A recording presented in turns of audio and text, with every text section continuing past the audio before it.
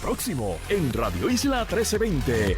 La policía de Puerto Rico tiene un nuevo giro sobre este caso del niñito que resultó herido debido a que la persona que se estaba buscando había sido liberado por habeas corpus. Así que vamos a tener esa información de inmediato con ustedes, que está rompiendo en estos momentos. También voy a estar hablando con el director de campaña de Pedro Pierluisi sobre ¿verdad? Ya es oficial la precandidatura a la gobernación por el PNP de Jennifer González y su compañero de papeleta.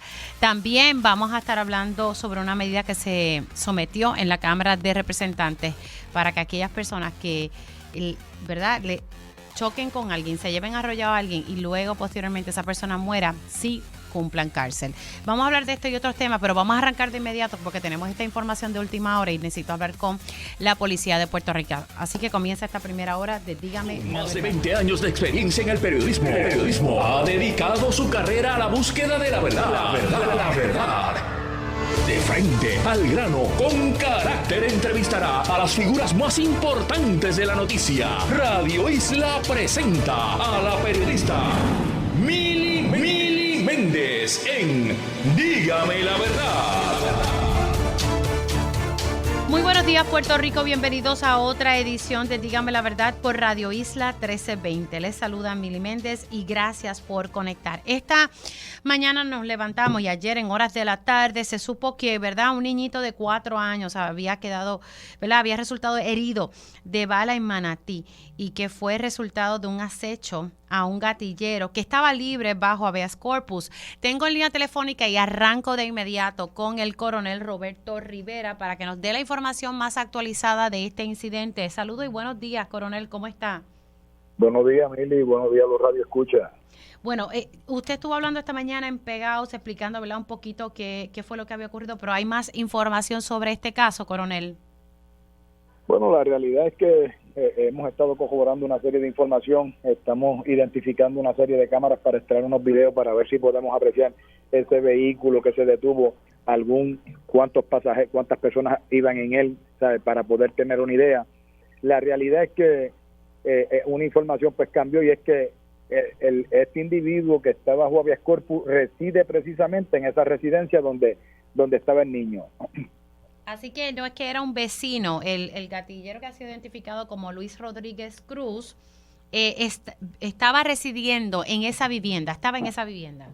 Sí, porque ahí reside la abuela del menor, el menor estaba en el lugar con la abuela, pero él también está ahí, y entonces estos individuos se detienen y abren fuego contra la residencia, ocasionan daño a unos vehículos, pero en esa situación, lamentablemente, este niño de 4 años que se encontraba, la información que tengo es que estaba fuera de la residencia, pues recibe esas 2 heridas de bala, una en el tobillo y otra en el glúteo, que al momento está en centro médico, pero su condición es estable. Ahora, pero al momento de ocurrir el tiroteo, el gatillero sí estaba en la casa. Sí, esa es la información que tenemos. Okay. Sí, porque él tiene que estar ahí, por la información que tenemos, 24/7, porque él está bajo habeas corpus, pero con un grillete. Sí, bajo. ¿Qué delitos estaba enfrentando, ¿verdad? ¿Qué acusación tenía este individuo, coronel? Pues tiene asesinato en primer grado, tiene varios artículos de la ley de armas. Esto es parte de la ganga esta de los Marcian, que en octubre del 21 ahí cometieron un asesinato precisamente en el residencial Campo Alegre, pero no es hasta principios de año que se le radica a Aérea y a sobre 16 personas más ese asesinato. Así que él enfrenta el asesinato en primer grado más todos los delitos por la ley de armas. Ok, debido a que no se había procesado en el tiempo que establece la ley, pues salió bajo el recurso de habeas corpus. Sí, eso es así que el proceso va a continuar porque él sigue, ese proceso continúa, pero él fuera entonces de la cárcel. Ahora, entonces, el objetivo era él y tristemente, ¿verdad?, este menor resulta herido. ¿Qué tipo de vínculo familiar, si alguno, hay entre este gatillero y el niñito? Bueno, aparentemente el niño y él, aparentemente son primos, porque es algo que no se ha podido corroborar. Nos dicen que son primos, otros decían que era sobrino, pero al momento aparentemente es un primo, no sabemos si segundo o tercero. Lo importante es que pues estaba en la residencia y por eso es que es el atentado a esa residencia. ¿Ustedes tienen más o menos idea de quiénes pudieron haber ¿verdad?, intentado asesinar a Luis Rodríguez Cruz? No, al momento no, estamos trabajando con lo que son las cámaras de video para poder identificar, ¿ves?, no ha bajado información conducente tampoco, ni alguna información que nos pueda brindar algún sospechoso, como he dicho desde esta mañana hacia acá. La realidad es que él fue entrevistado, pero él no va a dar ningún tipo de datos porque ustedes conocen cómo operan estos individuos que están al margen de la ley. Claro, pero entonces la dueña de esa casa, que es la abuela del menor, ¿qué dice ella? Eso está en el proceso de investigación. Ayer se había trabajado con la madre del menor, así que hoy vamos a seguir abundando en lo que tiene que ver con las entrevistas para saber precisamente pues qué opiniones tienen ellos o qué si observaron algo y qué observaron. ¿La mamá qué les dice? No, al momento de verdad que ha sido una información completamente vaga, por eso es que estamos trabajando pues alguna confidencia que baje o en este aspecto identificando las cámaras para poder trabajar. O sea, que ustedes dependen de las cámaras, porque entonces la información que han dado, ¿verdad?, familiares ahí de este menor ha sido vaga, ¿entendí bien? Sí, exacto. Acuérdate que eso hay que ampliarlo, así que eso lo haremos en este proceso. Bueno, gracias, coronel, por haber entrado unos minutitos aquí en Dígame la Verdad. Siempre las órdenes, Mili. Cómo no. El coronel Roberto Rivera, y es que ha surgido información nueva sobre este caso del niñito de unos 4 años, de 4 años de edad, que resultó herido en Manatí. Esto trascendió ayer en horas de la tarde y pues fue víctima de un acecho hacia un gatillero que aparentemente es familiar de este menor. Originalmente se había dicho, ¿verdad?, que era alguien vecino de la comunidad. No, pues según la información que está proveyendo en estos momentos el coronel Roberto Rivera, Luis Rodríguez Cruz, que es la persona, el gatillero, el integrante de la pandilla Los Marcianos, estaba en esa residencia que es de la abuela del menor, que gracias a Dios, ¿verdad?, está en condición estable, pero sí son familiares. Se dice que son primos, tal vez tíos, pero son familiares. Eso está pendiente a corroborar, y la información que entonces los familiares están dando, según lo que me dice el coronel Roberto Rivera, es información vaga. Así que depende mucho de estas cámaras de vídeo que van a estar analizando. Así que esto pues hay que esperar y ver. Pero el individuo estaba siendo procesado por asesinato en primer grado. Estaba en esa residencia bajo grillete electrónico. ¿Por qué? Porque había podido salir bajo el recurso de habeas corpus. Siendo las 10:06, cambiamos de tema y estaremos pendientes, ¿verdad?, este caso del menor. Cambiamos de tema a uno político. Ayer oficialmente la comisionada residente Jennifer González oficializó su precandidatura a la gobernación por el PNP y pues allí estuvo junto a ella su compañero de papeleta, que ya todos sabemos que es Elmer Román. Elmer Román estuvo dando una entrevista esta mañana en Pegaus, y antes de, ¿verdad?, iniciar mi conversación con Edwin Mundo, director de campaña de Pedro Pierluisi, quiero escuchar qué fue lo que le dijo Elmer Román al compañero Julio Rivera Saniel sobre su último voto aquí en Puerto Rico. Pero Claro. Sí, siempre el compromiso con la política de Puerto Rico siempre ha estado presente. Así que usted sí votó, usted ha votado localmente. Sí, en local, seguro que sí. Cuando se me dio la oportunidad de estar en Puerto Rico, lo hice. ¿Usted votó por Wanda Vázquez? Porque dicen que usted ni siquiera votó por su jefa. No, en ese momento yo estaba ya en transición de vuelta a Washington porque tenía que ir a trabajar en el Pentágono. Así que sabiendo que yo soy una persona de ley, sabiendo que ya yo estaba inscrito y estaba me activo en Virginia para votar en las elecciones federales, sabiendo que no iba a estar aquí en Puerto Rico en noviembre, no podía estar inscrito y activo en ambos lugares. Así que pues Claro. en este caso pues tuve que tomar esa decisión. O sea, que usted votó entonces ¿por quién? ¿Por Ricardo Rosselló? No. Yo, la última vez que yo voté en Puerto Rico, para ser sincero, yo quiero que el pueblo entienda que yo voy a ser siempre sincero con ellos, fue en el 2000. O sea, todo lo demás tiempo yo votaba a nivel federal. Su último voto fue en el 2000 y en efecto no votó por Wanda Vázquez porque se inscribió en el estado de Virginia, porque pues se muda entonces a ese estado. Tengo a Edwin Mundo en línea telefónica. Muy buenos días, ¿cómo está? Buenos días, Miri, buenos días a los amigos de Radio Isla. Bueno, dice que votó en el 2000 en Puerto Rico. ¿Usted Antes de ir al 2000, Ajá. déjame decirte, Cuénteme. aceptación de culpa, relevo de prueba. El propio Elmer Román acaba de decir en la entrevista con ustedes que él está inscrito en Virginia. ¿Cómo tú puedes tener domicilio en Virginia y domicilio en Puerto Rico? Número uno. Ahora vamos a ver el 2000. Señor Elmer Román no se acuerda que la última vez que votó, o la única vez que votó en Puerto Rico, fue en el 92, cuando se fue, antes de irse a la milicia en el año 92. Después de eso nunca más votó en Puerto Rico, y su inscripción para votar fue siempre en los estados, no en Puerto Rico. Así que aceptación de culpa, relevo de prueba. Claro, él dice entonces que votó... Guárdame el video, guárdame el audio. Bueno, usted téngalo ahí guardadito para el revolú este de campaña. Pero él dice, ¿verdad?, que estaba inscrito en Virginia, pero las personas pueden estar inscritos en aquel entonces, ¿verdad? No. Las elecciones fueron en el 2020. Él dice que se inscribió en el 2020, por lo que entendí, pero las personas pueden regresar a inscribirse. Lo importante es que lo hagan, ¿verdad?, un año antes. No, lo importante es que viva donde te inscribes. Vamos a explicarle eso, porque hay como un arroz con huellas con ese tema, don Edwin. Tú no puedes tener domicilio en Virginia, domicilio en Puerto Rico. Él votó en el 20 en Virginia, votó en el 22 en Virginia. Cuando él se vuelva a mudar a Puerto Rico, entonces, si se muda finalmente, pero todavía él sigue viviendo en Virginia, así que no tiene ningún domicilio en Puerto Rico. Él se desprendió de ese domicilio en Puerto Rico cuando se inscribió en Virginia, que fue donde último se inscribió, para votar por Joe Biden. De hecho, todo el mundo sabe que votó por Joe Biden. Sus cuentas de Twitter así lo revelan. Ahora, de momento, a petición de Jennifer, ahora es republicano, o de tendencia republicana, como él mismo dijo en una entrevista el pasado viernes. ¿Él votó por Joe Biden? Pues él dijo que era republicano aquí. Por eso él dice en sus cuentas de Twitter de que ya cerró. Ya, entre ustedes lo tienen bien velado. Bueno, tú en campaña tienes que hacerle un tracking a la gente que vas a aspirar con ellos, y tienes que saber lo que dijo, lo que dejó de decir, lo que inclusive decía que se iba de Puerto Rico. Perdónenlo poco, pero la política en Puerto Rico daña el gobierno. Ahora regresa a esa política que para él daña el gobierno. Uno es esclavo de lo que dice y dueño de lo que calla. Es igual que el libro de la amiga Cucuz Hernández, que ahora ella pelea con todo el mundo porque ella escribió una cosa en un libro. Nadie escribió por ella, solo escribió ella. Y así es la vida. Tú tienes que ser muy cuidadoso cuando te expresas en unos momentos, porque hoy mismo acaba de aceptar con ustedes ahí el señor Román, que su domicilio sigue siendo en Virginia, no en Puerto Rico.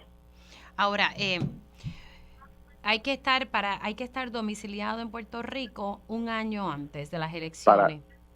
Para ser elector, tiene que estar domiciliado en Puerto Rico. Y cuando llenó su petición de reactivación el 13 de noviembre, todavía no estaba domiciliado en Puerto Rico, así que le mintió a la comisión diciendo que estaba domiciliado en Puerto Rico, porque no tiene ninguna propiedad, no tiene ninguna mudanza en Puerto Rico, solo que vino en estos días a este fin de semana a hacer su campaña y a integrarse al grupo de Jennifer, pero cuando llenó la petición todavía la llenó a través del ERE, estando en Virginia, no fue a la HIP en Yauco a llenarla, ni a la HIP en Ponce a llenarla, ni a la HIP en San Juan para llenarla, la hizo a través del ERE desde su casa en Virginia.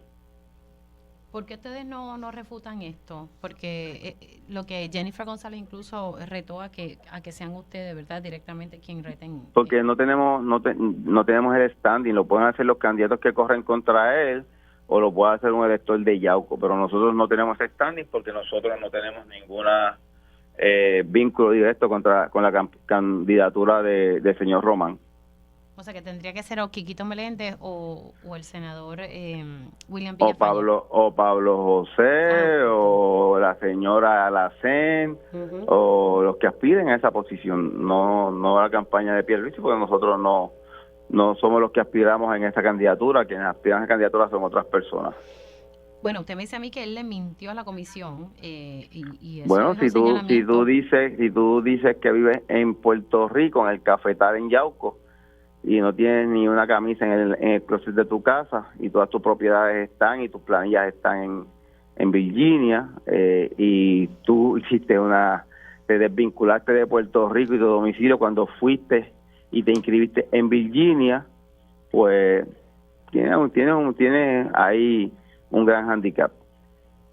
Una cosa es que mañana realmente se muda a Puerto Rico y demuestra que tiene un domicilio real en Puerto Rico y se desvincule, pero tú no puedes tener todos tus haberes y todas tus relaciones en Virginia y tener un apartamento aquí como son los leyes 2022 y reclamar que tú eres residente de Puerto Rico. Bueno, ¿eso usted lo está dando como un ejemplo o él tiene un apartamento aquí bajo esa? No sé, yo no sé. Yo Okay. sé que vino este fin de semana, no sé en qué hotel se quedó, pero en el cafetal no fue. En el cafetal no fue. Hay quienes me están escribiendo aquí, bueno, y me están trayendo el caso de Ricardo Rosselló. Dicen que él vive allá en Virginia y representa a Puerto Rico, ¿verdad? Qué bien, te explico. Ajá. El doctor Rosselló siempre tuvo su domicilio en Puerto Rico, nunca cambió su dirección electoral. De hecho, cuando llenó la licencia y después inmediatamente dijo que él no quería ser elector de Virginia, que seguía su domicilio en Puerto Rico, y ya un tribunal eso lo validó, porque él demostró que vivía y habría que recusar al doctor Rosselló, pero su domicilio y su asiento electoral de siempre fue en Puerto Rico y lo aunque mantiene, vivía en Virginia. Aunque trabaja en Virginia, mantiene, porque ahí tú tienes él cuando regrese va a estar viviendo en Puerto Rico porque está trabajando fuera de Puerto Rico, pero tiene un asiento electoral ahora. Para salir de ese asunto, habría alguien que recusara al doctor Rosselló y hay un proceso para eso. Empieza el 1 de abril. Si pasa el 30 de abril y no recusan al doctor Rosselló, puede venir el 5 de noviembre, el 2 de junio y votar en Puerto Rico porque tiene su domicilio y su asiento electoral en Puerto Rico. Entonces, en el caso de Elmer Román, para recusarlo, lo mismo, corre la misma regla.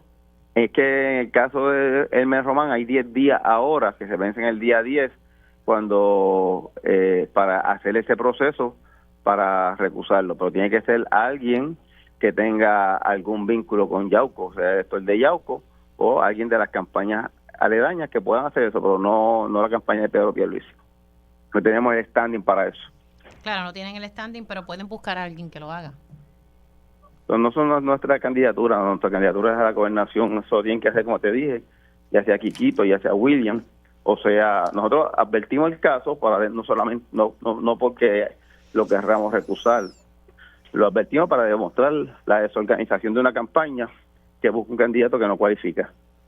Y usted dice que en el 22 votó en Virginia también. Él mismo lo dice, que votó en el 20, en el 22 en Virginia, su asiento electoral está en Virginia, no está en Puerto Rico. Okay. Estoy seguro. Esa fue en las elecciones estas, ¿verdad? Midterm, de medio término que se hacen, claro, que se hacen en Estados Unidos. Y en el 20, el mismo que te acaba de decir ahí, sí, que votó en Virginia y que hizo que se fue de Puerto Rico y que puso un asiento electoral en Virginia. Interesante. Bueno, vamos a ver cómo termina. Esto va a seguir siendo, ¿verdad?, el issue en torno a ver si hay alguien que dé el paso al frente para entonces recusar esta precandidatura del Elmer Román, porque en el caso de ustedes no tienen standing. Mundo, gracias. Sí, gracias a ti, Mili. Un abrazo, cuídese mucho. Igual, bye. Edwin Mundo, director de campaña de Pedro Pierluisi. Esto va a ser definitivamente el issue, sí, ¿verdad? Si puede aspirar o no Elmer Román. Don Elmer dijo aquí en entrevista en Pegados en la Mañana que su último voto, vamos a decirlo bien, fue en el 2000, aquí en Puerto Rico. Él aseguró que no votó por Wanda Vázquez porque estaba inscrito ya en Estados Unidos, o sea que votó en las elecciones del 2020. Edwin Mundo dice que votó por Joe Biden. Aquí estaba diciendo el señor Román que es republicano, y que está domiciliado en Virginia y que en el 22 votó en las elecciones del midterm en el estado de Virginia. Así que hay que estar, ¿verdad?, domiciliado un año en Puerto Rico. Y si votó en las elecciones del 22, de acuerdo a lo que dice Edwin Mundo, se supone que para poder reactivarse, Elmer Román se activó el 13 de noviembre. Y se supone que, ¿verdad?, que hubiese estado domiciliado un año. Edwin Mundo dice, le mintió a la comisión. El tiempo dirá. Bueno, antes de irnos, quiero hablar, me parece importante darle seguimiento al tema de la influenza y por eso conecto, ¿verdad?, con el epidemiólogo Luis Manuel Santiago. Buenos días, ¿cómo está? Buenos días, Mili, ¿cómo estás? Con saludos a todo Puerto Rico. Caliente la política, pero venimos a hablar de temas de salud con ay. usted. Son males que nos acojan a todos, así que Ay, Madre Y bueno, Santísima. Bueno, vamos a entrar con el tema de la influenza. Tristemente, ¿verdad? Siguen aumentando los fallecimientos. A diferencia del año pasado, la temporada pasada, estamos viendo, ¿verdad? Una cifra bastante alta de muerte, ¿verdad? Su análisis como epidemiólogo. pues es lamentable que estemos en una posición como esta. Yo creo que obviamente los años que estuvimos protegidos por las medidas que tomamos por COVID, pues atendieron el hecho de que otras enfermedades de índole respiratoria y contagiosas no se propagaran, pero ya estamos en tiempos entrando, ¿verdad? Post-COVID, y estamos viendo que es un poquito alarmante el número de casos que estamos observando específicamente en las hospitalizaciones y las muertes comparado con el año pasado. Es importante darse cuenta también que las hospitalizaciones están casi al mismo número del año pasado y todavía no estamos en el pico de la temporada. El pico de la temporada de influenza en Puerto Rico casi siempre es en la segunda semana de enero. Así que todavía, vamos a superar por mucho las hospitalizaciones y las muertes definitivamente. Se están enfermando las personas jóvenes, los niños, pero los que están pagando las consecuencias son nuestra población sobre 65 años o más. Así que pues hay que, ¿verdad? Reafinar y empezar con las campañas o seguir con las campañas, ¿verdad?, de vacunación, pero también las campañas de prevención. Volvemos otra vez al lavado de manos. Y si usted está enfermo y tiene síntomas, tiene que ponerse una mascarilla para que no siga regando a sus familiares y no terminemos en unas desgracias en los tiempos de Navidad. Sí, porque estamos hablando, según ¿verdad? Está reportando el Departamento de Salud sobre 40,000 contagios y 1,300 hospitalizaciones. Y lo triste es esto, que la mayoría de las personas que están falleciendo son personas adultas mayores. Sí, y hay un problema en las hospitalizaciones porque las salas de emergencia ya están atestadas y no estamos todavía en el tiempo en que todo el mundo tiene, ¿sabes? Hay una realidad en Puerto Rico y muchos ancianos son abandonados en los hospitales en los tiempos de diciembre por los familiares, y todo el que trabaja en hospitales sabe de lo que estoy hablando. Así que cuando venga esta oleada de los días festivos, no van a tener espacio ni para entrar. Así que mi exhortación es que solamente usted vaya a salir de emergencia cuando realmente es una emergencia, se atienda con su médico privado y procure, ¿verdad?, que los médicos también le hagan una exhortación a que parte del tratamiento, cuando están tratando gente con enfermedades contagiosas y respiratorias, que parte del tratamiento sea indicarle que tiene que usar mascarilla para que no sigan regando la enfermedad. No es solamente atenderlo a él, sino cooperar y atender a la población. Mire, tómese esto 3 veces al día y use la mascarilla cuando esté con otras personas para que no se propague. El lavado de manos es súper importante en la influenza, pero no podemos seguir llenando la sala de emergencia porque este fin de semana sí tuvo un familiar en el hospital con un infarto, y el tiempo que se demora en atender a una persona y el hacinamiento que había en la sala de emergencia era terrible. Así que le exhorto a la gente a que sean más cuidadosos con el uso de las facilidades de emergencia en los hospitales. Claro, y si usted cree en la vacunación, ¿verdad? Que yo sé que hay sectores que no creen en la vacunación, pero si usted cree en la vacunación, pues vamos, ¿verdad?, a vacunarse, porque entonces no estamos en la época pico, que usualmente es a finales de diciembre, principios de enero. Definitivamente la vacunación trabaja para mucha población. Ya yo me vacuné, todo el mundo yo le exhorto que se vacunen. Para el año que viene, lección aprendida, tenemos que procurar que para el final de octubre ya el porciento de vacunación esté sobre los 80%. No podemos esperar. Y cuidado si antes, sí, porque ya en agosto yo supe de verdad de casos, por lo menos cercanos a uno, que ya había personas con influenza en agosto, septiembre, imagínese usted. Sí. Sí, el que las personas digan que hay una temporada no quiere decir que no exista casos de influenza en el resto del año. Lo que pasa es que el porte de la temporada, el pico, ¿verdad?, es cerca del final de diciembre, ¿verdad?, la segunda semana de enero.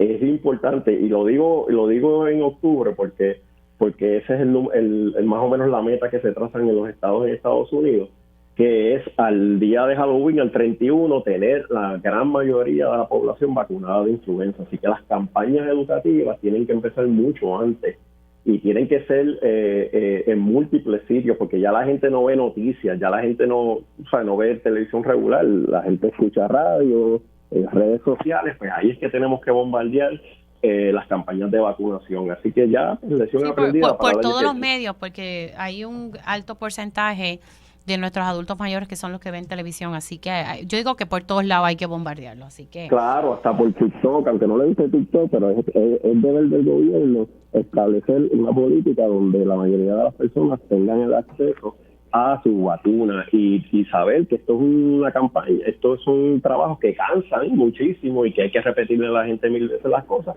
pero nosotros elegimos esta profesión de salubristas, así que pues, voluntariamente nos expusimos a tener que repetir las mismas historias todo el tiempo. Así que mire, a las personas que nos están escuchando, mire, protéjase.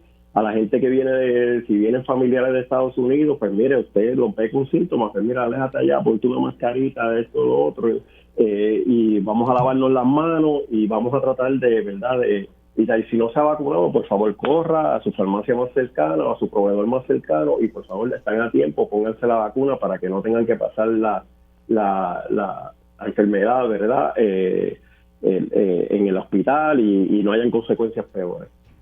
Gracias por haber entrado con unos minutitos con nosotros, Luis Manuel Santiago, epidemiólogo. Un abrazo. Nosotros hacemos una pausa y al regreso estaremos hablando con el representante Ángel Matos relacionado a una pieza legislativa que presentó para enmendar, y esto lo había dicho precisamente el presidente de la Asociación Puertorriqueña de la Judicatura, que había que enmendar unas leyes para, en estos casos de hit and run y que abandonan la escena, pues mira, podemos hacer algo para que aquí se haga justicia en muchos de los casos que tristemente no se ha hecho justicia. Hacemos una pausa y regresamos en breve. Dígame la verdad, las entrevistas más importantes de la noticia se escuchan aquí. Mantente conectado. Radio Isla 1320. Conéctate a radioisla.tv para ver las reacciones de las entrevistas en vivo. En vivo. Esto es Dígame la verdad con Mili Méndez. Y ya estamos de regreso aquí en Dígame la Verdad por Radio Isla 1320. Les saluda Mili Méndez y gracias por conectar. Bueno, vamos a estar hablando sobre una medida que se sometió, y es que hace unas semanas atrás, por lo menos aquí en este espacio teníamos esta discusión también en Telemundo, y pues a nivel de país se estaba preguntando por qué se podía hacer para que aquellas personas que arrollaran a una persona, a otra persona, ¿verdad? Y no se detienen en la escena, ¿qué consecuencias hay si esa persona posteriormente fallece? Así que todos conocemos ya el caso de Natalia Nicole, y que creó mucha indignación en el país porque la persona quien fue acusada y luego, ¿verdad?, acusada, procesada, y el tribunal lo encuentra culpable, recibió, ¿verdad?, no fue ni mixta, esa fue la recomendación del informe de presentencia, y pues básicamente su sentencia es cumplir todo este tiempo en su casa, y creo que él recientemente estaba pidiendo otros privilegios. Pero ¿cómo podemos evitar estos casos? Yo estuve hablando esto hace unas semanas atrás con el presidente de la Asociación Puertorriqueña de la Judicatura, el juez, se me fue el nombre ahora mismo, pero él me decía a mí, lo que pasa es que hay que enmendar la ley. Nosotros analizamos como jueces el derecho, ¿verdad? Y las leyes que aplican. Nosotros no hacemos política pública, eso lo hace la legislatura. Y pues estuve varias veces hablando con distintos legisladores a ver cómo se podía hacer este esfuerzo, porque el mensaje no puede ser que pues sí, tú arrollaste a alguien, te fuiste de la escena, porque cualquiera puede tener un accidente. Porque hay personas que me dicen, Mili, pero cualquiera, claro que sí que cualquiera puede tener un accidente, pero lo responsable como un ciudadano, ¿verdad?, es uno pararse. Entonces otros me dicen, es que no se van a parar, Mili, no se van a parar porque si están bajo los efectos del alcohol son 15 años ya de por sí, y muchos deciden irse de la escena para obviar ese detalle. Pues yo insisto en que hay que hacer las cosas bien y uno se tiene que detener en la escena. Y precisamente eso es lo que quiero hablar con el representante Ángel Matos, a quien tengo ya en línea telefónica. Buenos días, representante, ¿cómo está? Buenos días para ti, Mili, y felicidades al pueblo de Puerto Rico. Bueno, ya sometió esta medida. ¿Qué es lo que busca? Vamos a explicarle, porque sé que había también una medida de la representante Gretchen Howe cuando en un momento dado ella fue senadora. Eso regresó al Senado. También el representante Héctor Ferrer Santiago tenía un borrador, pero él, al ver la medida de Gretchen Howe, pues aguantó la suya. ¿Qué es lo que busca la suya, su medida particularmente? Bueno, mi medida en particular va directamente a una enmienda a la ley de las guías de sentencia, en donde una persona que abandone intencionalmente una escena de un accidente, en donde una persona quede herida mediante arrolle o fallezca mediante arrolle, no va a calificar para los 10 años del delito en probatorio. Cumpliría los 10 años completos. O sea, que no cualifica para probatoria. Demostrado en el tribunal que se detuvo, que arrolló, se detuvo y volvió y se montó y continuó la mancha. O sea, habíamos tenido tú y yo un diálogo hace unas semanas atrás sobre la posibilidad de casos en donde un accidente pudiera ser el factor, o dentro del mundo de las posibilidades, una persona golpear a alguien sin necesariamente estar consciente de lo que ocurrió, ¿verdad? Pero en este caso, en donde palpablemente arrollaste a una persona, te detuviste, mediante proceso judicial se demuestra que intencionalmente tú decidiste abandonar un ser humano herido, pues no calificas para probatorio. Claro, pero abandonaste la escena, esa persona, ¿verdad?, que arrollaste, si posteriormente fallece, ahí es que no cualifica la probatoria. Bueno, no califica si abandonas la escena. Punto. Mutilado, herido. No importa si la persona fallece o no, es si abandonas la escena es que no cualificas para probatoria. Y respectivamente, porque aquí el acto reprochable por la sociedad, claro está, destacando el fallecimiento, pero una persona herida que después quede viva, mutilada, igual daño para mí. Okay. Y entonces, ¿cuál es el número de esta medida? Caramba, Mili. Déjame, te lo consigo ya mismito. Tendría que manipular el teléfono mientras hablo contigo. Está bien. Pero cómo no. Sí, importante, ¿verdad? Ya, pero el detalle aquí es que ya usted sometió esta pieza. Que de hecho, Mili, te quería mencionar, Ajá. Este proyecto se había radicado desde la semana pasada. Y como el país habrá notado, este fin de semana, una vez más, en Juana Díaz, una dama arrolla a un motociclista y abandona la escena. O sea, tiene que haber un disuasivo, tiene que haber un llamado a la sociedad, y obviamente con esta enmienda lo que buscamos es que se cree esta conciencia, se verá por demás de que no se debe abandonar una escena. Sí, no, es que ese es el mensaje que tenemos que llevar, porque aquí todo lo contrario, lo que hemos visto es que en las estadísticas ha aumentado la cantidad de personas que abandonan la escena y como decía yo ahorita, cualquiera puede tener un accidente, pero el mensaje no puede ser, ¿sabes qué? Sí, vete porque vas a salir bien. Mili, proyecto de la Cámara 1958. 1958, ok. 1958 y usted lo sometió la semana pasada. La semana pasada, porque como había hablado contigo y la Cámara sigue trabajando hasta el 22 de diciembre, pues uno continúa preparando los borradores para la última sesión de enero, que comienza en enero 8 hasta junio 30. Y como esta, habrán otras medidas que estamos presentando, pero lo que sí me dio coraje, o sea, se radicó la semana pasada antes del incidente de Juana Díaz. Y me temo, ¿verdad? Y mi exhortación a la ciudadanía, la temporada navideña, que yo sé que se disfruta en familia, se bebe, por favor pase la llave, porque no quiero que esto sea una tendencia de accidentes en donde las víctimas se abandonan. Sí, bueno, hay que tener cuidado con este tema, así que básicamente es que la persona, tú arrollaste a alguien, ya esté herido o haya fallecido, es el simple hecho de haber abandonado la escena, no cualificas para probatoria en esas guías de presentencia. Correcto. Ok, y cumpliría 10 años. Bueno, una pena fija de 10 años que la tendría que cumplir completa. Estaremos entonces pendiente a esta medida que será atendida en la próxima sesión en enero. Correcto. Representante, gracias. Buenos días, amigo. Buen día. El representante Ángel Matos, quien es el portavoz del Partido Popular Democrático en la Cámara de Representantes, quien ha sometido el proyecto de la Cámara 1958, básicamente enmienda la ley de la quieta de presentencia. Si la persona abandona la escena, no cualifica para probatoria. Hacemos una pausa aquí en Dígame la Verdad por Radio Isla 1320, y este fin de semana hubo asamblea de enfermeros y enfermeras. ¿Qué pasó? ¿Qué determinaciones alcanzaron? Vamos a estar hablando sobre eso ya mismito. Y también hay un evento en la Universidad de Puerto Rico que usted debe estar muy pendiente, especialmente en la zona sur de Puerto Rico. Regresamos en breve. Dígame la verdad, las entrevistas más importantes de la noticia se escuchan aquí. Mantente conectado. Radio Isla 1320. Conéctate a radioisla.tv para ver las reacciones de las entrevistas en vivo. Esto es Dígame la Verdad con Mili Méndez.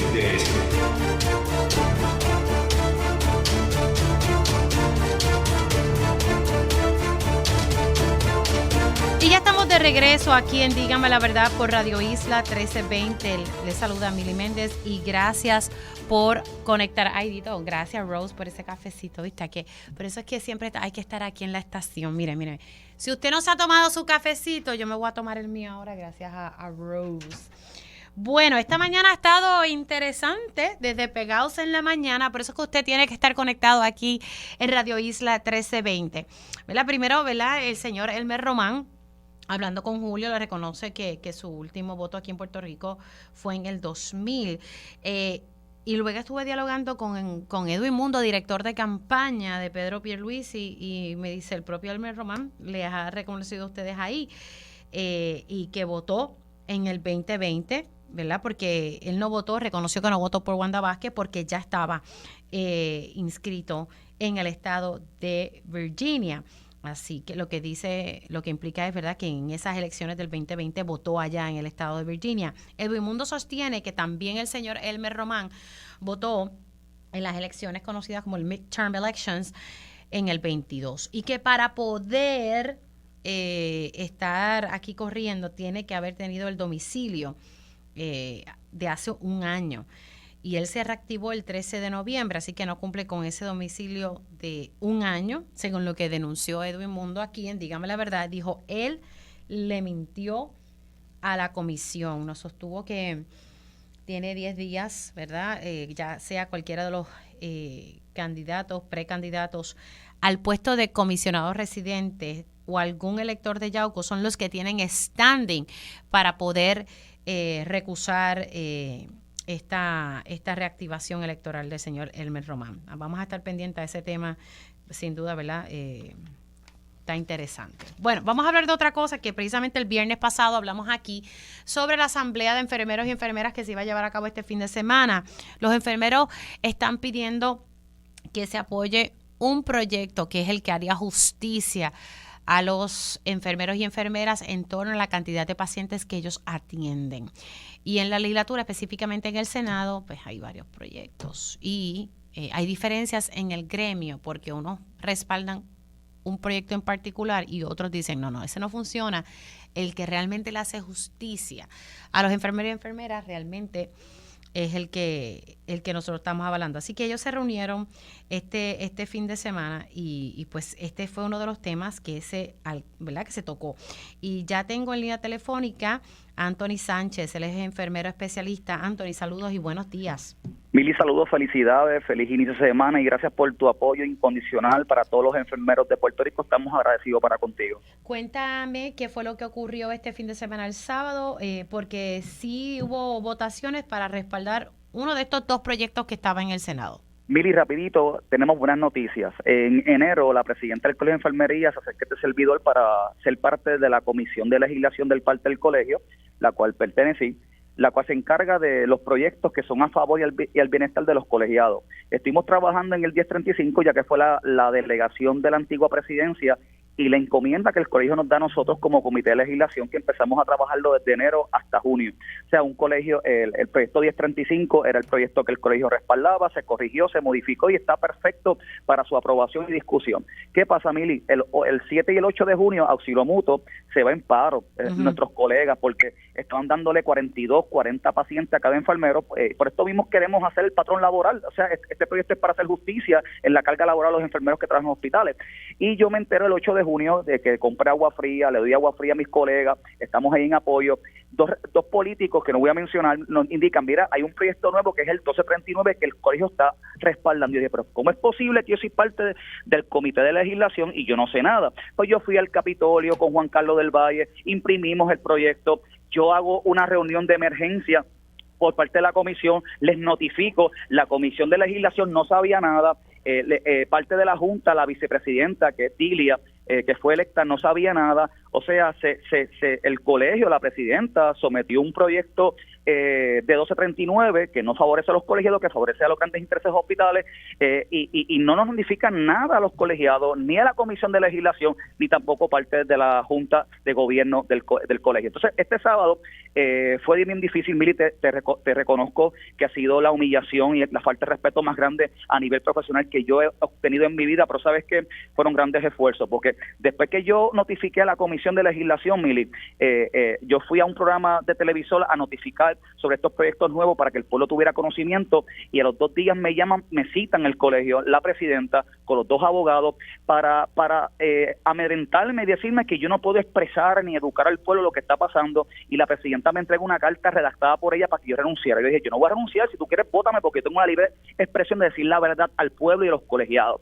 Pues el 30 de junio, Mili, tuve que renunciar a mi posición de la Comisión de Legislación, porque no pude más con la opresión y hostigamiento. Entonces, en la asamblea, Mili, no fue la excepción. Fueron 345 de todo el colectivo, Mili, nada más. Entonces, Mili, ahí se paró Juan del Valle, validando lo que estoy hablando. Se paró Dilia, que es la primera dama vicepresidenta electa, confirmando lo que yo acabo de decir en el día de hoy. Se paró la presidenta de la Comisión de Legislación, la honorable señora Mirta, y confirmó lo mismo, también Daisy. O sea, muchos colegas se pararon ese día al turno. A mí me citaron 3 veces, Mili, me citó la comisión de legislación del colegio, el del Valle, Dilia, y cuando era mi turno para hablar, ¿sabes lo que pasó, Mili? Me apagaron el micrófono, me interrumpieron. ¿Esto fue el sábado? El sábado no me dejaron hablar, Mili. Me faltaron el respeto, yo dije ley de orden, no me dejaron hablar, no me dejaron expresar, me apagaron el micrófono, no solamente a mí, a varios colegas que queríamos decir la verdad, pero ¿sabes qué? Hubo un colega que fue mi estudiante de enfermería, le di clase a nivel de bachillerato, su último clase de liderazgo, y ahora es colega, mi estudiante, que yo le digo el gallito castado en Rejón, Mili, porque tuvo la valentía de pararse. Joy Santiago se paró y dijo, pero un momento, yo tengo que hablar, y él presentó la moción, lo dejaron hablar, de tirar en votación, Mili, y ¿sabes qué? Gracias a Dios, 173 colegas en total se fueron, Mili, de 345 por la falta de respeto, por la desorganización, por pues la humillación que hubo ahí. Además de esas faltas de respeto, ¿finalmente qué acordaron? Pues Mili, los logros fueron que Joy Santiago presentó sometió a votación por los 173 colegas, porque la mitad casi se fueron, y 76 votaron a favor. O sea que el colegio tiene que ahora volver a coger el proyecto de 35, desistir del 1239 y los demás. O sea, el proyecto que hace justicia, el proyecto que quieren los colegiados, y el colegio tiene que trabajar a favor de los colegiados, es el 1035. No solamente eso, Mili, se hizo unas votaciones hace un año y no tenemos un informe de qué pasó en las votaciones, que ahí estaba Juan Carlos del Valle, la cual fue descalificado. O sea, pedimos también una moción para que se dé un informe 30 días efectivo, para que nos enseñen a nosotros, a los colegiados, qué pasó en las elecciones. Queremos transparencia e información. Otra moción también, Mili, que logramos obtener es que la próxima asamblea tiene que hacerse en vivo, tiene que grabarse y ponerse al público, porque hay enfermeros que no pueden asistir porque están en los hospitales manejando pacientes, claro, y no pueden dejar sus funciones. Exacto. Otra moción que tenemos, Mili, también es que prácticamente va a haber una continuidad, porque esto no se queda aquí. O sea, se tuvo que parar, no pudimos hablar porque tiene que haber una enmienda a la ley 136 y a la 137, la cual tiene que aumentarse el salario de los enfermeros, incluidos los enfermeros de práctica avanzada, maestría y doctorado, que los excluye la ley, y no hemos tenido aumento. O sea, la inflación nos está matando, nos estamos yendo del país, esto es un país envejeciente y nosotros nos queremos quedar aquí. O sea, en enero y en febrero volvemos a una segunda asamblea a continuidad. O sea, esta historia continuará, Mili, continuará. Pero se hizo justicia, el 1035 va para adelante. Yo les exhorto al comisionado de salud, a los políticos de este país, o sea, que la salud es prioridad y los que la cuidamos, o sea, tienen ese proyecto Mili engavetado, ya el colegio lo corrigió, ya esa pieza está ready ya para aprobarse y discutir. ¿Qué estamos esperando? Claro, pero sí se acordó entonces, con los pocos que quedaban allí, que entonces sí se va a avalar el... Sí, Mili, se hizo la moción, Jay Santiago presentó la moción, todo el mundo la aprobó, las puertas se cerraron y con 173 colegas que están ahí, 76 votaron a favor y eso es un sí. El colegio tiene que ahora apoyar el 1035 como debería de ser y no favorecer proyectos que favorecen los grandes intereses de los hospitales y no a los pacientes y enfermería. Porque la gente se cree que esto es de enfermería, esto no es de enfermería, porque una sobrecarga laboral en el personal de enfermería representa un daño permanente, una muerte por el malpractice. Pero si yo le doy una cantidad justa y equitativa a un paciente en un hospital, ese enfermero puede dedicarse al cuidado directo, a la educación al consuelo y darle un servicio de excelencia y calidad que todos los que me están escuchando en el día de hoy se merecen, porque todos somos pacientes. La salud es lo primordial, Mili. Nosotros cuidamos lo primordial, enfermería, justicia salarial, justicia laboral, necesitamos justicia a los que salvamos vida 24/7, Mili. Anthony, gracias por haber entrado unos minutitos aquí en Dígame la Verdad. Cuídate mucho. Gracias a ti. Gracias, Mili. Anthony Sánchez, enfermero especialista, y hablando sobre esta actividad de que tuvo el Colegio de Enfermeros y Enfermeras. Diantre, interesante. Bueno, lograron, ¿verdad?, que esto se avale. Vamos a también a tratar de obtener, ¿verdad?, una reacción por parte de la persona que esté a cargo del Colegio de Enfermeros y Enfermeras del país para también conocer lo que ellos tienen que decir al respecto. Nosotros tenemos que hacer una pausa, pero al regreso vamos a estar hablando sobre la expo de la UPR. También vamos a estar hablando con el profesor de Derecho Laboral, Jaime Sanabria. Estaremos hablando con el administrador de retiro sobre el retiro de varios miles de empleados públicos que se estarán retirando. Y por fin logré confirmar que la rama judicial va a estar reaccionando y nos va a estar explicando cómo funciona esto de habeas corpus y nos van a estar ofreciendo estadísticas sobre eso más adelante aquí. Esto luego de que un niñito de 4 años resultara herido ayer en Manatí y resulta, ¿verdad?, que la persona resultó herido en medio de un tiroteo, y es que había un acecho contra Luis Rodríguez Cruz, que de alguna forma es familiar de este menor. La policía no lo tiene claro de qué lazos hay, pero sí este individuo, quien tiene cargos de asesinato en primer grado y otros cargos de armas, estaba residiendo en la casa de la abuelita de este niño. Y este individuo pues estaba acusado, como dije, de asesinato en primer grado y había salido por el recurso de habeas corpus. Así que no se retiene porque vamos a tocar eso más adelante aquí en Dígame la Verdad. Hacemos una pausa, regresamos en breve. Dígame la verdad, las entrevistas más importantes de la noticia se escuchan aquí. Mantente conectado. Radio Isla 1320. Conéctate a radioisla.tv para ver las reacciones de las entrevistas en vivo. En vivo. Esto es Dígame la Verdad con Mili Méndez. Y ya estamos de regreso aquí en Dígame la Verdad por Radio Isla 1320, oficialmente comenzando la segunda hora de este espacio. Así que gracias por conectar. Más temprano estuvimos hablando con el director de campaña de Pedro Pierluisi, Edwin Mundo, quien nos reiteraba que el señor Elmer Román, quien ahora es el compañero de papeleta de la comisionada residente Jennifer González en estas primarias rumbo, ¿verdad?, a estas elecciones del 2024, Edwin Mundo nos decía aquí, él le mintió a la comisión haciendo referencia al domicilio de Elmer Román, quien va a ser el compañero de papeleta, como dije, de Jennifer González.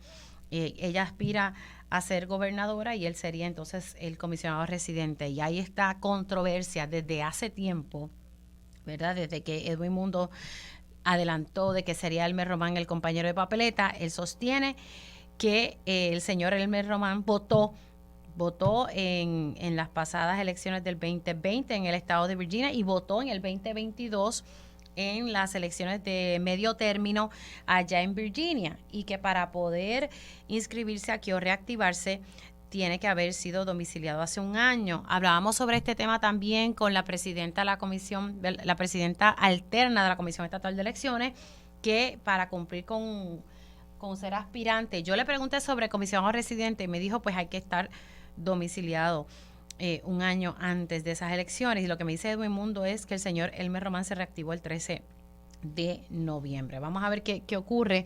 Él sostiene de que él no refuta esto porque él no tiene standing.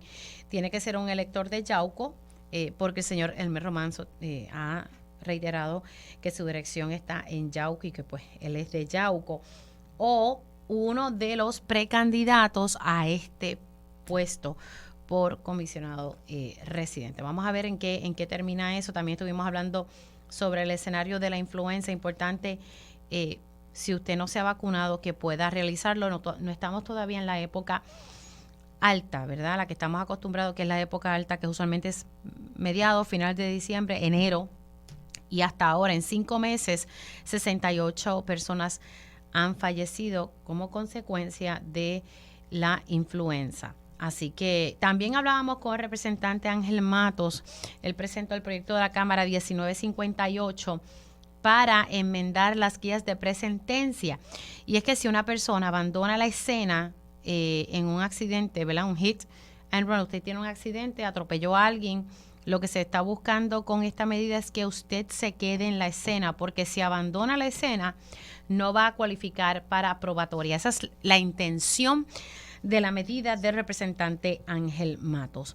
Bueno, vamos a hablar ahora, ya mismito estamos conectando con el profesor Ángel Sanabria para hablar de distintos temas laborales, pero quiero darle los buenos días porque vamos a estar hablando precisamente sobre una feria de la Universidad de Puerto Rico. Me acompaña la doctora Mayra Charies, vicepresidenta de Asuntos Estudiantiles de la Administración Central de la Universidad de Puerto Rico. Buenos días, ¿cómo está, doctora? Sí, estamos bien, muchas gracias por la oportunidad. También quería decirle, Mili, que se encuentra también conmigo el doctor Pedro Rivera, quien es la persona directora de reclutamiento y quien ha tenido prácticamente a cargo el montaje de la actividad. Aquí estamos para los radioescuchas. Bueno, pues vamos a hablar rapidito de este evento. Cuénteme un poquito, porque estamos hablando de la Expo de la Universidad de Puerto Rico, que es el 7 y el 8 de diciembre. Sí, buenos días. Buen día. Este 7 y 8 de diciembre, este jueves y viernes, en el Complejo Ferial de Puerto Rico en Ponce, o sea, lo que se conoce como el Centro de Convenciones de Ponce, la Universidad de Puerto Rico, sus 11 recintos y la Administración Central van a estar llevando a cabo un evento dirigido a estudiantes de escuela superior y también para personas que quieran estudiar maestrías y doctorados, porque vamos a tener un pabellón por cada recinto, o sea, 11 pabellones y un pabellón de estudios graduados para esas personas que quieran hacer estudios graduados, atenderlas, orientarles de nuestra oferta académica, llenar solicitudes de admisiones, orientarles de asistencia económica y muchas otras sorpresas que tenemos preparados para ellos. Así que esto va a ser el jueves y el viernes en el Complejo Ferial en Ponce. Exactamente, en horario de 9 de la mañana a 2 de la tarde. No tienen que reservar, pueden ir en cualquier momento entre ese horario 9 a 2 de la tarde, el jueves y viernes, y los vamos a atender con mucho gusto. Ok, así que aquí las personas, si tal vez no han solicitado a la universidad, están a tiempo. Están a tiempo para solicitar admisión, tanto sus graduados como graduados. Y como bien le dije, pues tenemos exhibidores de los 11 recintos para que conozcan todas las ofertas académicas y las oportunidades que le ofrece la Universidad de Puerto Rico, tanto estudiantes de escuela superior como estudiantes graduados. Okay. ¿Qué otra información adicional ustedes van a estar ofreciendo en esta Expo de la Universidad de Puerto Rico? Pues allí se van a estar ofreciendo los servicios de llenar las solicitudes de admisión y de orientar sobre todas las ayudas económicas institucionales, federales y estatales que tiene la Universidad de Puerto Rico, porque la Universidad de Puerto Rico, como bien tú sabes, tiene unas ayudas económicas adicionales a las universidades privadas, o sea, unas ayudas institucionales para hacer más accesible los estudios a los estudiantes. Ok, y son ayudas adicionales, me dijo, a las federales. Sí, se va a orientar sobre todas esas ayudas, tanto de la solicitud FAFSA, que es la solicitud de la BKPEL, otras ayudas federales, estatales y las ayudas institucionales que tenemos como Universidad de Puerto Rico, que son varias. Ok, ¿dónde las personas se pueden comunicar entonces para obtener más información de esta expo, que es este jueves y viernes en el Complejo Ferial en Ponce? Pues pueden llamarnos al 751-2176 con el 787-751-2176. Esa es la oficina de admisión centrales y ahí lo vamos a estar orientando y ofreciendo más información para que asistan al evento.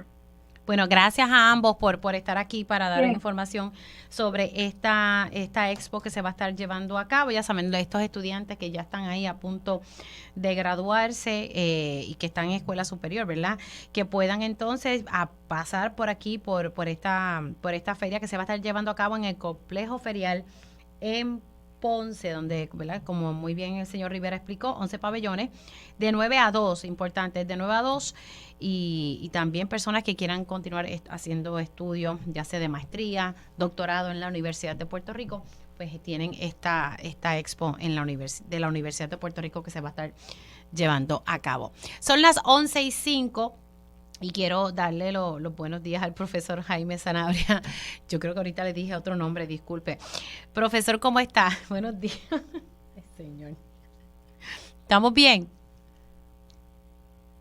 Tengo al profesor Jaime Sanabria en línea. Sí, buenos días, Mili. Un gusto saludarte y gracias por la invitación. Bueno, vamos a hablar un poquito de varios temas laborales y vamos a arrancar con esto del bono de Navidad en esta época, ¿verdad? Sale usualmente...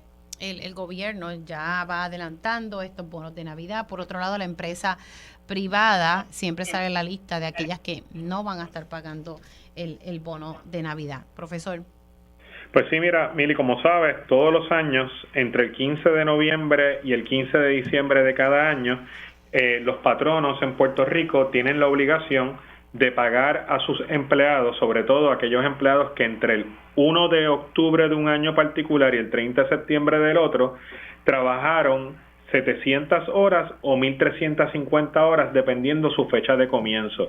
Como tú recordarás, Mili, bajo la reforma laboral, todo el que empezó a trabajar después del 26 de enero de 2017 debe trabajar 1.350 horas en un año para poder ser acreedor al bono de Navidad, por disposición de ley.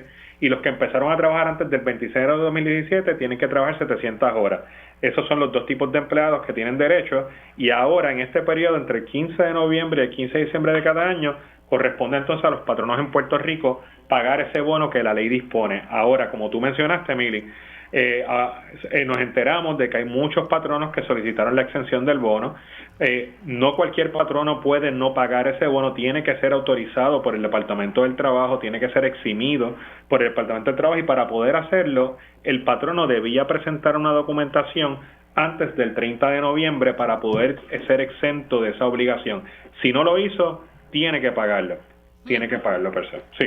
No sé si usted tenga esa información, profesor, de cuántos ya más o menos han solicitado, porque si me dijo que es hasta el 30 de noviembre, eso fue de la semana pasada.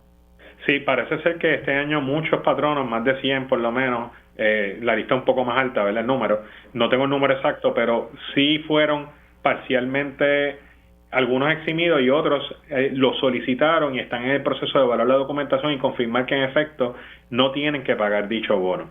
Estos patronos, cuando solicitan ser eximidos, tienen que presentar información económica de la empresa que refleje, ¿verdad?, que el pago de este bono podría amenazar sus finanzas. El patrono que no lo hizo, pues está obligado a pagarlo, pero son muchos patronos, sobre todo he visto muchos patronos, Mili, en la industria de los restaurantes, en la industria de la comida rápida también. Así que, pues, obviamente, yo sé que es difícil la situación. El resto de los patronos que no solicitaron esa exención, pues tienen que pagar esa cantidad que la ley dispone, y de no hacerlo se exponen a tener que pagar una cantidad en penalidad que, dependiendo del tiempo que transcurra, podría en ocasiones ser por la totalidad de lo que deben. Así que tienen hasta el 15 de diciembre. Si usted no sometió antes del 30 de noviembre, ¿verdad?, ser exento, hay que pagar el bono en o antes del 15 de diciembre. Eso es así, tienen que pagar el bono de Navidad en o antes del 15 de diciembre. Eso está llegando ahora en los cheques de nómina. Los patronos usualmente, algunos de ellos, suelen dar más de lo que la ley les requiere, y el bono que por ley se requiere que se dé, pues se acredita a ese total que el patrono suele pagar como parte de otro bono, ¿verdad? Pero eso tiene que notificarlo con anticipación y tiene que dejarle saber al empleado que el bono está acreditado, el que la ley dispone, si es que el patrono decide pagarle más dinero. Okay, así que ese detallito para que ustedes sepan y lo tengan ahí a la mano. Y entonces, déjame buscar aquí porque habíamos cuadrado, ¿verdad?, unos temas, profesor. Y estoy hablando con el profesor Jaime Sanabria, el profesor en Derecho Laboral. Ahora, hablemos de la declaración de influenza y el uso de la licencia para el empleado y para cuidar a familiares. Estamos en medio de una epidemia de influenza, precisamente hablaba de eso ahorita, 68 muertes en 5 meses y pues la cosa no pinta bien porque no hemos llegado a esta época pico. Hábleme, ¿verdad?, un poquito sobre esa licencia. Pues mira, como tú sabes, la pandemia nos cambió la vida a todos, Mili, y durante la pandemia la legislatura de Puerto Rico aprobó una ley en el mes de marzo del 2020, una ley que le llamaban la licencia para situaciones de emergencia, donde se crearon 5 días con paga para cuando el gobernador de Puerto Rico o el secretario de Salud hicieran una declaración pública de emergencia. Y eso se hizo en el contexto del COVID, y lo que esa ley establecía era que después de que cada empleado agotara su licencia de enfermedad, esa ley le reconocía a cada empleado, si el empleado se sospechaba que tenía la condición de salud médica por la cual se declaró la emergencia, se le reconocían 5 días adicionales con paga que el patrono debía pagarle. Y eso era para las situaciones en que el empleado padeciera de esa condición o se sospechara que padece de esa condición.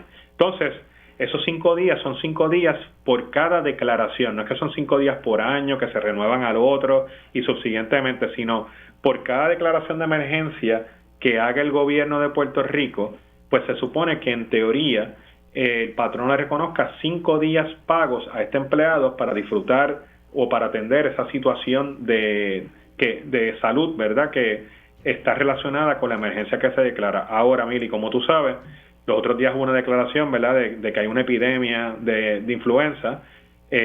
La declaración que se hizo no trae aparejada consigo la palabra emergencia. Así que eso pues ha dejado un poco de confusión entre la ciudadanía en el sentido, y sobre todo en el sector patronal, en el sentido de que no se está claro ahora mismo de si estos 5 días del 2020 creó y que reconoció a los empleados aplicarían en este contexto de la influenza. Mi recomendación a todos los patronos que nos escuchan es que aquellos empleados suyos que tengan los síntomas de lo que podría ser influenza, pues como parte de esa obligación que tiene todo patrono de velar por la seguridad y salud de los otros compañeros de trabajo y empleados en el espacio de trabajo, que les reconozcan esos 5 días con paga en caso de que el empleado que se sospecha que tiene los síntomas o que los tiene, ¿verdad?, los esté manifestando. De igual forma, Mili, también debemos recordar que la ley 180 del 98, que es la ley que contempla los días, la licencia por enfermedad, también le reconoce a los empleados el derecho a coger 5 días de su licencia de enfermedad para cuidar a algún familiar.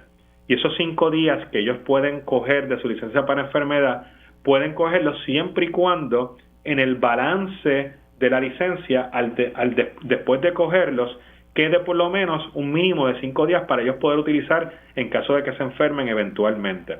Así que es importante que en este contexto de la influenza, ¿verdad?, donde ahora mismo estamos viendo que la población pediátrica es la que tiene mayor prevalencia y por lo tanto eso significa que hay muchos padres o muchos abuelos en Puerto Rico. En nuestra demografía tenemos muchos niños que viven con sus abuelos, sí, ¿verdad?, que se sospecha que podrían tener esta condición, que si en las casas de estos abuelos o estos padres ya se sabe que sus hijos tienen esta condición, pues que le pidan a sus patronos aprovecharse de coger esta licencia que llamamos la licencia del cuidador para evitar contagiar también a los otros compañeros de trabajo que estén en las empresas.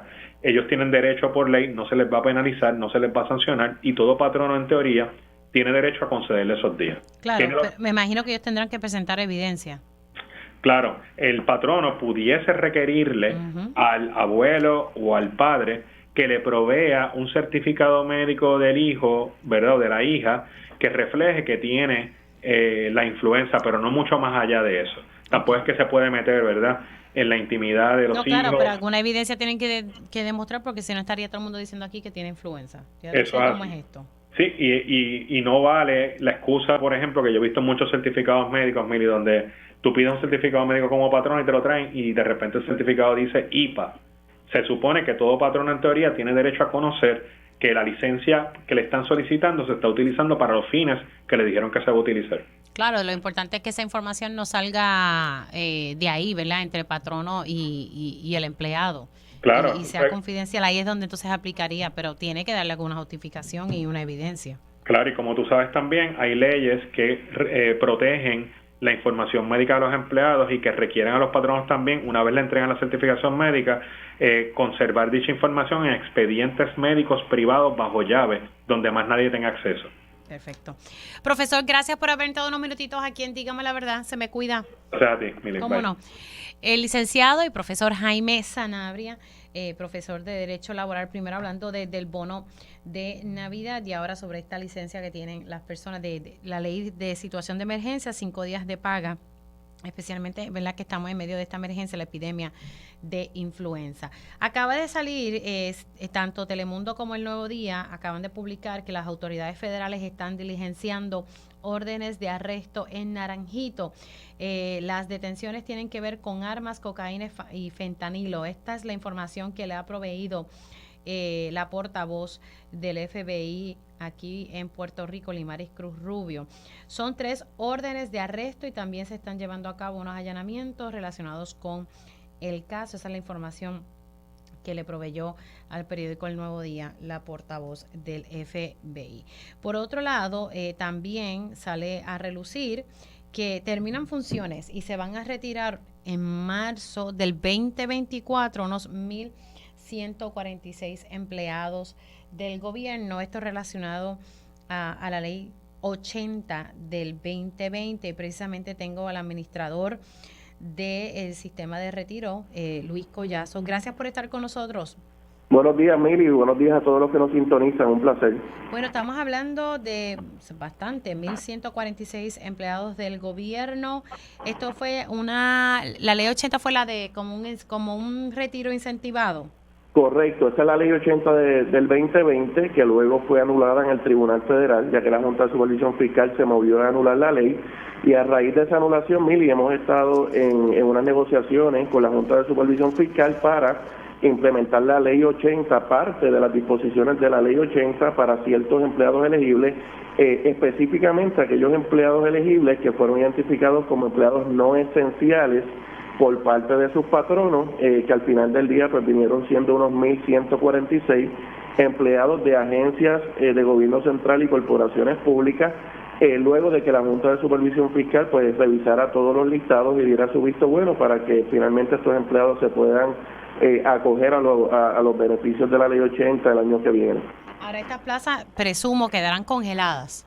Pues mira, contrario a otras ventanas de retiro, mire, estas plazas van a quedar permanentemente eliminadas, ¿verdad? La Junta de Supervisión Fiscal fue contundente de que las plazas tenían que ser permanentemente eliminadas para así evitar que las plazas vuelvan a llenarse y que los ahorros proyectados no se den. Así que estas plazas quedan permanentemente eliminadas. Los patronos tuvieron 3 oportunidades, ¿no?, para revisar los listados, para ver qué puesto era esencial y que no era esencial en su agencia, destacando que un puesto no esencial es aquel puesto que se puede eliminar de la agencia, que no se tiene que reemplazar y que su eliminación no va a afectar los servicios esenciales que la agencia provee al pueblo de Puerto Rico. ¿De cuántos son los ahorros proyectados? Pues mira, en los próximos 5 años el gobierno ha estimado sobre $70 millones en ahorros, esto, ¿verdad?, teniendo en cuenta que del 100% que se pague en nómina, pues solamente se pagaría el 50% de ese salario como parte de la pensión. Ahora, lo que van a ser los ahorros finales, pues la estipulación que se radicó el 15 de septiembre, pues establece que la Junta y el gobierno tienen que llegar a un entendido en cuanto a cuál va a ser el ahorro final, ya que el gobierno pues ha calculado los ahorros, pero están sujetos a revisión por parte de la Junta de Supervisión Fiscal, pero en los próximos 5 años sobre 70 millones es lo que esperamos que el gobierno se ahorre en nómina. O sea, que son 70 millones en 5 años el ahorro. Correcto, en los próximos 5 años, esa es la proyección. Ok, entonces, estamos hablando, según lo que estoy leyendo aquí, que originalmente se identificaron 1.240 empleados, obviamente ya aprobado 1.146. ¿Esa diferencia, qué pasó con esa diferencia? ¿No cualificaban o cuál es el escenario? Recuerda que este proceso viene corriendo por espacio de 3 años. Se han revisado las listas en varias ocasiones. La Junta de Supervisión Fiscal revisó las listas, el número se redujo, hubo empleados que desistieron de participar de la ley 80, otros se retiraron bajo las leyes existentes, no bajo la ley 80, otros renunciaron. Así que ahí es que llegamos al número de 1.146. Cuando se radicó la estipulación en septiembre 15, el número que había acordado la Junta del Gobierno eran 1.240, pero luego cuando nos movemos a implementar la ley a través de la carta circular que emite Retiro y OGP, pues ahí es que nos enteramos, ¿verdad?, que varios empleados pues renunciaron, otros desistieron de participar y otros se retiraron bajo las leyes corrientes. Así que el número final, ¿verdad?, de empleados que van a participar de este programa son 1.146. Así que ellos se retiran en marzo del 2024. Sí, el 31 de marzo sería el último día de trabajo para comenzar a recibir los beneficios de pensión el 15 de abril de 2024 y hacia eso nos estamos moviendo la Junta y el Gobierno. Estamos trabajando ya todo lo que son los procesos finales, la documentación final y las conversaciones finales con la Junta de Supervisión Fiscal para que finalmente pues estos empleados se puedan ir en la fecha que establecimos en la carta circular, que es el 31 de marzo. Perfecto. Administrador, gracias por haber entrado un minutito. Siempre a la orden, Mili. Cómo no, ya ustedes escucharon al administrador del sistema de retiro, Luis Collazo, hablando sobre la ley 80. Interesante, esta ley fue anulada, pero ellos estuvieron dialogando con la Junta de Control Fiscal, que entonces se autorizaron que 1.146 empleados, eran más, pero ya la acaba de explicar porque algunos, ¿verdad?, no se acogieron o algunos ya renunciaron. O sea, que son 1.146 empleados no esenciales. Estas plazas se eliminan y punto. O sea, no se van a llenar nuevamente y ahorros proyectados en 5 años, $70 millones y esto entra en vigor. Estas 1.146 personas se retiran el 31 de marzo del 2024 con 50% de su salario. Hacemos una pausa y al regreso vamos a estar dialogando con un funcionario ¿verdad?, del sistema judicial para que nos explique, ¿verdad?, cuánto es que entra en acción un recurso de habeas corpus, ¿verdad? Cómo opera, cómo funciona. ¿Y por qué vamos a hablar de esto? Pues un niñito ayer de 4 años de edad resultó herido en Manatí. Y es que se dio un tiroteo que iba dirigido a un acusado, Luis Rodríguez Cruz, que tenía cargos de asesinato en primer grado. Formaba supuestamente parte de una pandilla, los Marcianos. Y el ataque iba contra este individuo que quedó libre bajo el recurso habeas corpus. Así que vamos a estar dialogando sobre eso y también tenemos estadísticas sobre cuántas personas han sido liberadas por habeas corpus. Regresamos en breve. Dígame la verdad, las entrevistas más importantes de la noticia están aquí. Mantente conectado y recuerda sintonizar al mediodía, tiempo igual, en Radio Isla 1320 y radioisla.tv. Conéctate a radioisla.tv para ver las reacciones de las entrevistas en vivo. En vivo. Esto es Dígame la Verdad con Mili Méndez. Y ya estamos de regreso aquí en Dígame la Verdad por Radio Isla 1320. Les saluda Mili Méndez y gracias por conectar. Ayer en horas de la tarde se informaba sobre el incidente donde un niño de 4 años de edad resultó herido. El coronel Roberto Rivera estuvo precisamente en horas de la mañana aquí explicándonos un cambio en la información que se le había suministrado a la Policía de Puerto Rico. Estamos hablando de un menor de 4 años que recibió varios impactos de bala. Gracias a Dios el menor está en condición estable. Se había dicho originalmente, ¿verdad?, porque esto fue un incidente donde se estaban acechando a Luis Rodríguez Cruz, que recientemente fue liberado bajo el recurso habeas corpus. Y Luis Rodríguez Cruz tiene cargos por asesinato, tiene un cargo por asesinato en primer grado, se le vincula con la pandilla Los Marcianos y él está libre bajo, ¿verdad?, con grillete electrónico.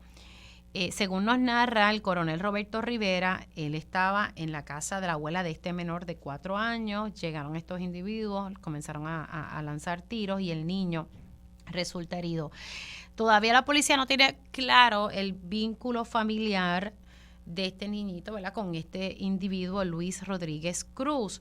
Se cree que son primos, pero es información que está pendiente a corroborar. Y nos llamó la atención de que Luis Rodríguez Cruz pues, está libre bajo el recurso de habeas corpus. Queremos explicarles a ustedes, ¿verdad?, qué significa estar libre bajo este recurso, en qué momento es que se activa, cómo funciona, y precisamente tengo en línea telefónica al ex juez Aldo González Quesada, que él es integrante del Consejo de Ex Jueces y Juezas del Poder Judicial. Muy buenos días, ¿cómo está? Muy buenos días, encantado de escucharla, aquí a sus órdenes. Gracias por estar con nosotros. Hablemos, ¿verdad? Vamos a explicarle a las personas en qué momento es que, ¿verdad?, entra en vigor o se puede solicitar este recurso de habeas corpus. Bueno, el habeas corpus, como sabemos, es un recurso extraordinario, eso lo reglamenta nuestra Constitución en el artículo 2, así de sagrado es. Eso lo puede levantar cualquier persona que pida que se investigue porque está privado ilegalmente de su libertad. En este caso, pues, toda persona que lleve 180 días, una vez transcurran 180 días desde la determinación en regla 6 de causa probable, y si la persona no se le ha celebrado juicio, esa persona pues tiene derecho a levantar el recurso extraordinario de habeas corpus, indicando que está privado ilegalmente de su libertad, porque la Constitución dice que hay que celebrar el juicio dentro de los 6 meses. Eso opera automáticamente, no tiene ni que ser el abogado, muchas veces pues el mismo confinado lo radica por derecho propio y es obligación del tribunal enseguida atender el recurso. Se pide una certificación de corrección, obviamente, para saber si el tiempo que se está alegando está, que son los 180 días. Y si eso es así, pues se tiene que declarar con lugar el habeas corpus. Inclusive en el Código Político hay una regulación que dice que hasta un juez que se niega a dar un habeas corpus tiene una penalidad. Eso es un artículo que anda por ahí escondidito. Uh-huh. Y entonces, pues normalmente lo que se hace es que se les impone un grillete electrónico, cuestión del Estado, pues asegurarse que esa persona pues no constituye un riesgo de fuga, ni es peligroso para otras personas. Y eso más o menos es la situación. Ok, entonces estamos hablando que básicamente eso es un derecho que tiene el acusado de que en 6 meses, luego de que se le hallara causa, ¿verdad?, en regla 6, si no se ha celebrado ese juicio, ese es el derecho que tiene ese individuo. Eso es así, eso es así. Ahora, luego de que se otorga, ¿verdad?, que se da determinación ¿verdad?, de que se le da a lugar a esta solicitud de habeas corpus, ¿verdad?, ¿cómo corre ese procedimiento? ¿En cuánto tiempo? ¿O aquí el tribunal puede tardarse, ¿verdad?, luego de que se le otorgue y que esta persona, por ejemplo, en este caso, y sé que usted no está enterado de este caso, pero en este caso de este individuo, él está libre bajo grillete, ¿cuáles serían, ¿verdad?, esas reglas en estos casos? Bueno, una vez la persona está bajo grillete, ya se le otorgó el habeas corpus, el juez le impuso unas condiciones, pues se sigue el procedimiento en la etapa en que quedó, ¿no? Si estamos en descubrimiento de pruebas, hay que celebrar del juicio, hay que acelerar el proceso, porque no deja de estar en habeas corpus y es una situación un poco, digamos, por usar una palabra, frágil para todas las partes. Así que con la premura que sea necesaria y si tenemos todos los elementos para poder hacer el juicio, el proceso va a seguir su curso. Ok. Ahora, estoy viendo aquí las estadísticas que me proveyó la Administración de Tribunales. Sí. Sabemos que en el 2020 esa cifra aumentó, pero es por la situación de la pandemia. Ahora estamos viendo que se han presentado en el 2023 174 casos, otorgado un lugar 117. Estamos viendo que en comparación con otros años ha sido menor este número del 2023. Pero en ocasiones la gente se pregunta, ¿pero por qué los tribunales no han atendido este tema? ¿Por qué se dilata tanto? ¿Por qué se tiene a una persona acusada y se ha privado ilegalmente de su libertad por tanto tiempo? ¿Qué está fallando aquí? Bueno, mira, son muchos los factores. Honestamente, empezando, no se le debe imputar nunca al acusado. El acusado está preso. Uh-huh. Muchas veces, y estoy en el mundo de la especulación, porque a base de mi experiencia, ¿no? Claro. Muchas veces sucede cuando hay muchos acusados. Si hay muchos acusados, muchos coimputados, uh-huh, todas esas personas hay que darles abogados. Muchas veces en lo que se les concede el abogado, en lo que el abogado pues está disponible, en lo que se busca una fecha. Te estoy dando un ejemplo de uh-huh, cosas que pueden dilatar un proceso. Otra cosa que puede pasar, el descubrimiento de pruebas. Por ejemplo, un asesinato, hay que hacer pruebas de DNA, hay que pruebas de sangre. Muchas veces se dependen de distintas agencias, que el policía recoja la información, que ciencia forense tenga los resultados. Son una serie de situaciones, y estoy en el mundo de la especulación, que pueden hacer que nadie quiere que el caso se atrase, todo el mundo quiere ver el caso rápido, pero muchos elementos que no dependen de una sola persona. Es un sistema como el sistema humano con diferentes órganos, y si algo falla, si hay algo que no está en la velocidad que se debe, pues posiblemente se atrasa el proceso. Estoy dando ejemplos en el mundo de la especulación, ¿verdad? Claro, o sea, y usted como ex juez tal vez, ¿verdad? Exacto, nos puede explicar porque conoce muy bien. Así que aquí hay muchos factores en lo que se le consigue un abogado a este imputado o imputada que tienen ese derecho, que se puedan conciliar las agendas del tribunal, los abogados, evidencia que esté tal vez en proceso, ¿verdad?, de evaluación, etcétera. Esos son ¿verdad?, los elementos de aquí de que pueden atrasar estos casos. Básicamente es las causas principales. Muchos abogados o problemas con el descubrimiento de pruebas. Okay, así que eso es lo que estamos observando. Bueno, pues vamos a ver, ¿verdad? Porque esto llama bastante la atención y muchas personas se indignan, pero son derechos que tienen estas personas, como usted dijo al principio de esta conversación, derecho constitucional. Y es un derecho constitucional hermoso porque no sé si usted recuerda en casos, por ejemplo, de países que no tienen otro ordenamiento jurídico. Uh-huh. Usted ve que hay acusados que llevan más de 2 años, 3 años sin el proceso. No sé si usted recuerda el caso de la famosa artista Gloria Trevi en Brasil, sí, que estuvo un montón de años presa. Precisamente, ¿qué es el habeas corpus? Lo que evita es la dilación del proceso de tener una persona presa tiempo indebido. Por eso es que hay que hacer hay que tratar de hacer el juicio dentro de los 6 meses. Si no, el acusado tiene esa herramienta que le permite pues estar en la libre comunidad si no se le ha celebrado el proceso. Claro, y entonces pues el juicio se retomaría perdóneme, el juicio se celebraría, ¿verdad?, dentro de un término o simplemente es cuestión de que la persona esté libre mientras espera por ese proceso. Si transcurrieron los 180 días. Exacto, 180 días, ¿verdad? 6 meses, redondeado. Exactamente. González, gracias por haber entrado 2 minutitos aquí en Dígame la Verdad para explicarnos, ¿verdad?, esto que me parece que es importante. Gracias a usted, muy amable. Estamos a sus órdenes. Como no, ustedes escucharon al ex juez Aldo González Quesada, él es integrante del Consejo de Ex Jueces y ex juezas del Poder Judicial, hablándonos un poco sobre cómo funciona el recurso de habeas corpus en Puerto Rico, y esto está relacionado al caso del niñito de 4 años que resultó herido y que la persona a quien iba dirigido el ataque, al gatillero Luis Rodríguez Cruz, estaba libre bajo el recurso de habeas corpus, lo que significa es que no se le había celebrado un juicio desde que se le encontró causa en regla 6. Pasaron 180 días y pues está en su derecho de solicitar este recurso, el cual fue otorgado por el tribunal. Hacemos una pausa y al regreso, bueno, venimos con mucha información en el próximo segmento.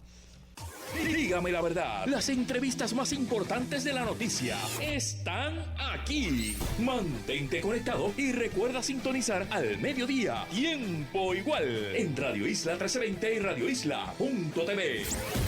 Conéctate a radioisla.tv para ver las reacciones de las entrevistas en vivo. En vivo. Esto es Dígame la Verdad con Mili Méndez. Y ya estamos de regreso aquí en Dígame la Verdad por Radio Isla 1320. Gracias por conectar. Y los servidores públicos unidos le están exigiendo al gobernador el pago de los $400 y que había sido restado de su bonificación negociada y que no se adjudique, ¿verdad?, escapularios ajenos. Precisamente tengo en línea telefónica a Jessica Martínez, presidenta de Servidores Públicos Unidos. Saludos, ¿cómo estás?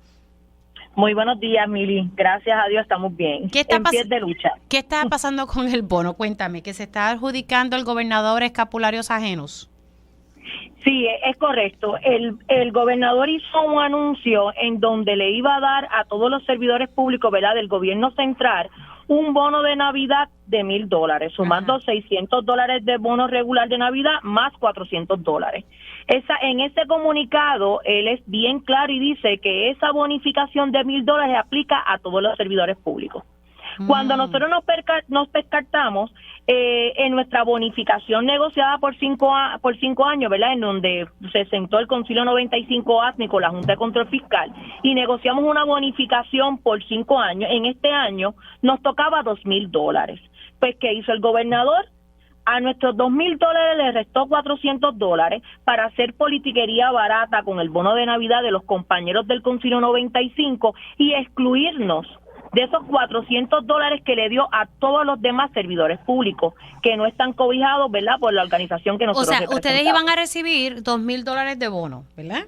$2,000 de bono. Y entonces, de momento, ellos determinaron quitarle $400. Quitarnos 400 porque nosotros, según ellos alegan, nos adelantaron parte de la bonificación con el bono de Navidad. Eso fue como una tomadura de pelo. Es para que el gobernador, obviamente para que nuestros 10,000, ¿verdad? 10,000 unionados afiliados a Servidores Públicos Unidos no se dieran cuenta que el gobernador tiene un discrimen con todos los compañeros afiliados a Servidores Públicos Unidos Concilio 95.